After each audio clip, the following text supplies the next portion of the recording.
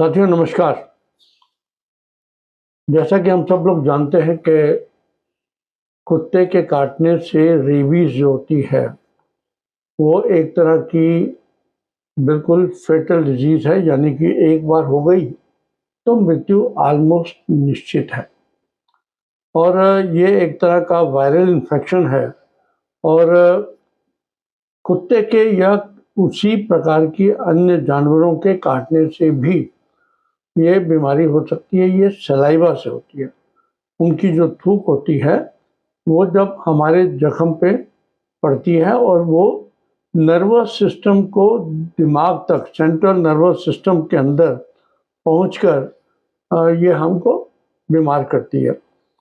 शुरू में इसके सिम्टम्स बहुत बेसिक होते हैं, जैसे आम फ्लू टाइप होते हैं। बाद धीरे धीरे जब ये वायरस दिमाग पे असर करता है तो कन्फ्यूजन हुआ, एजिटेशन हो जाएगी शुरू में। उसके बाद पानी पीने के लिए फियर होता है व्यक्ति के अंदर, तो वो फियर जो एकदम हाइड्रोफोबिया जिसको बोला जाता है, और उसके बाद इट्स ऑलवेज फेटल। अब दो तीन इश्यूज इसके अंदर जो महत्वपूर्ण है आज की तारीख में। एक तो जो इंडिया के अंदर स्ट्रे डॉग्स की समस्या है। नंबर दो, काटने के बाद जो व्यक्ति का उपचार कब और कैसे होना चाहिए और प्रिवेंशन के क्या हमारे पास तरीके हैं। पीछे सुप्रीम कोर्ट ने 2-3 जजमेंट्स दी। एक सुप्रीम कोर्ट की जजमेंट 3 दिन पहले दोबारा से आई है। उसमें उन्होंने कहा कि जो स्ट्रे डॉग्स स्कूलों के आसपास, अस्पतालों के आसपास, पार्कों के अंदर ऐसी जगह पर घूम रहे हैं और वैक्सीनेटेड भी नहीं हैं, उनको वहाँ से उठाकर आप उनको जो डॉग शेल्टर होम्स है वहाँ पर पहुँचाएं और वापस नहीं छोड़ना। पहले एक निर्णय आया था कि इन लोगों को वैक्सीनेट करके आप वापस छोड़ दो, लेकिन इतना ज़्यादा मेहनत है कि आप रोज़ वीडियोस देखते होंगे जिसमें एक कुत्ते ने बुजुर्ग के पीछे पड़ के या 10 कुत्ते मिलकर एक बच्चे को खा जाते हैं, उठा कर ले जाते हैं।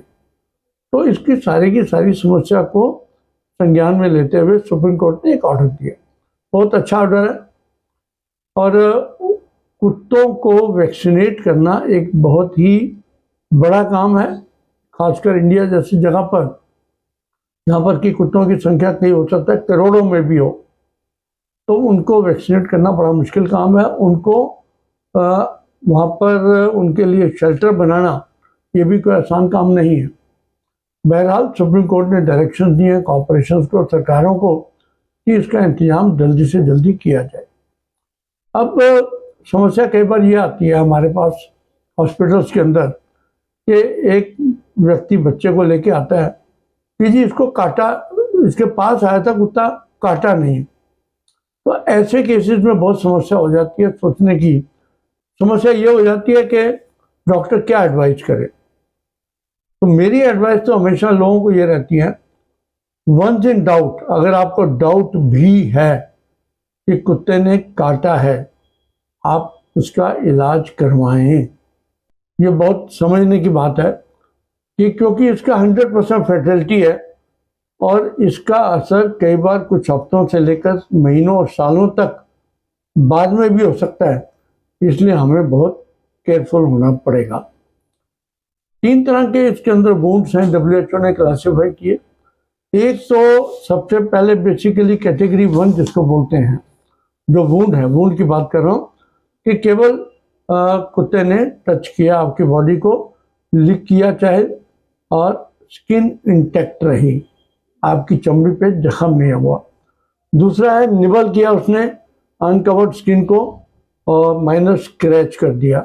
और तीसरा यह है कि बहुत बड़ा बाइट हुआ और चाहे उसने स्किन को भी अपना काट के साथ में ले गया हो। ये 3 तरह के हैं। और यहाँ पर यह भी महत्वपूर्ण बात है कि पीछे एक परिवार को मैं जानता हूँ कि उनके बच्चे को कुत्ते ने काटा गर्दन पर, और वो गए, उन्होंने उसके इंजेक्शन भी लगवाए, लेकिन उसके बावजूद उसकी मृत्यु हो गई। ये यहाँ पर मैं इसलिए समझा रहा हूँ कि जब आप डॉक्टर के पास जाते हैं तो सबसे पहले उस जख्म का निरीक्षण होना चाहिए।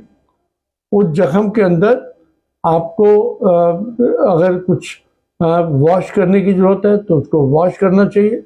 वॉश करने के बाद एंटीसेप्टिक या बीटाडीन टाइप लोशन लगा देना चाहिए। वो तो बेसिक हुआ। उसके बाद जो भी आपका डॉक्टर बताए, इसमें इंजेक्शन 2 तरह के आते हैं। जो आम 5 इंजेक्शन का कोर्स या 4 इंजेक्शन का कोर्स हम सब लोग जानते हैं, वो एंटीजन्स हैं। एंटीजन यानी कि आपके शरीर में वो दवाई इंजेक्शन जाता है, एंटीबॉडीज पैदा होती हैं, वो प्रतिरोध क्षमता आपकी बढ़ाती हैं। लेकिन एंटीबॉडी पैदा होने में हफ्ते से 2 हफ्ते भी लग सकते हैं। तो इसलिए जब भी जख्म गहरा ज़्यादा हो या सिर के आसपास हो, सिर से मतलब धड़ से ऊपर हो, उन केसेस के अंदर डायरेक्ट इम्यूनोग्लोबुलिन्स के रूप में जो एंटीबॉडीज़ के इंजेक्शन आते हैं वो लगवाने बहुत आवश्यक हो जाते हैं। वो एंटीबॉडीज़ का इंजेक्शन जो है वो मार्केट में अवेलेबल है। वो आपके वजन के हिसाब से आपका डॉक्टर बताएगा, और उसमें से आधा इंजेक्शन आपका जहाँ पर आपका जख्म है, जख्म के चारों तरफ लगेगा, और आधा आपको इंट्रामस्कुलर लगेगा। और जख्म के चारों तरफ जो लग रहा है कि उसकी फायदा ये है कि वहाँ अगर कुत्ते ने वायरस छोड़ा है तो उसके लड़ने की, उस वायरस को ख़त्म करने की क्षमता वहीं हाथ के हाथ हो जाए, ताकि आपके नर्वस सिस्टम को ना पहुँचे। क्योंकि आपका जो एंटीजन है वो तो हफ्ता 2 हफ्ते लेगा असर करने में। उतनी देर में कहीं ये ना हो कि आप में जो वायरस है वो आपके दिमाग पे असर करके आपकी मृत्यु भी कर डाले। ये एक सोचने की बात है। और सरकारी अस्पतालों के अंदर भी एंटीबॉडीज़ वाला इंजेक्शन अवेलेबल है, और प्राइवेट के अंदर भी अवेलेबल है। तो जब भी आप डॉक्टर के पास जाएं, आप उनसे पूछें कि क्या केवल 5 इंजेक्शन का कोर्स लगना है, या एंटीबॉडीज़ का, इम्यूनोग्लोबुलिन्स का इंजेक्शन भी इसको लगवाना आवश्यक है। ये एक आपको ध्यान रखने की बात है।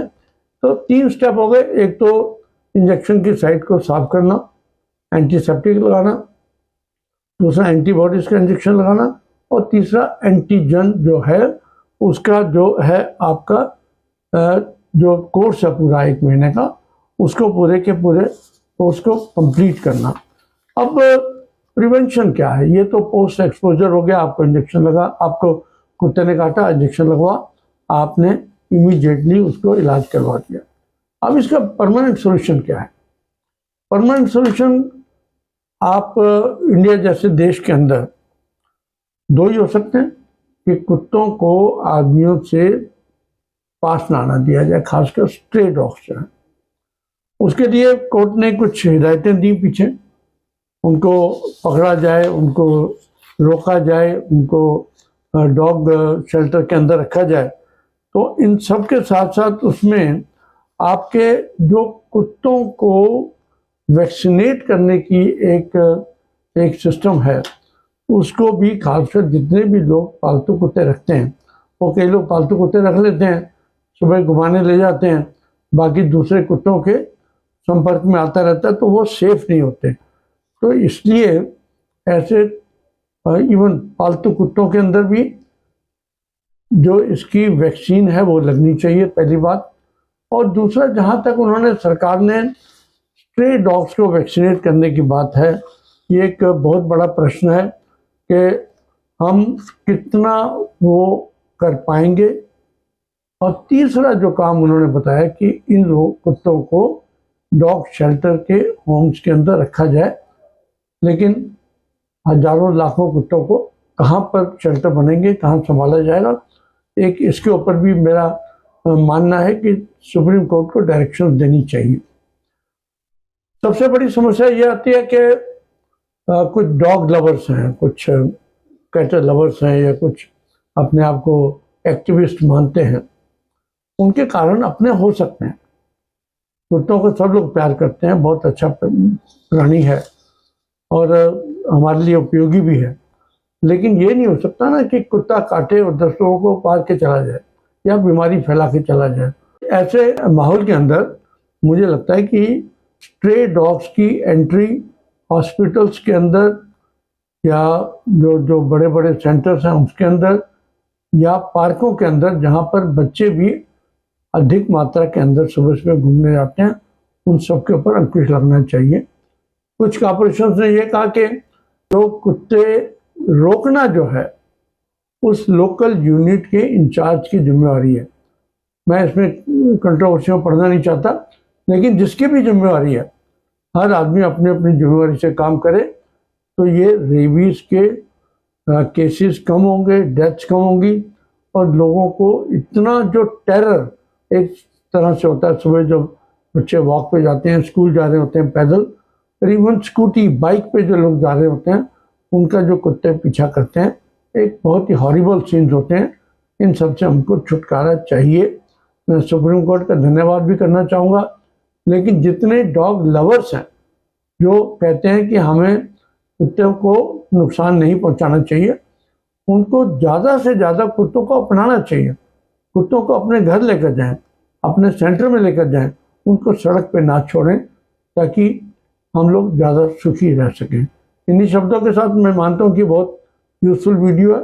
अपने दोस्तों को भेजें, अपने परिवार के अंदर शेयर करें, सब्सक्राइब करें। बहुत बहुत धन्यवाद। नमस्कार।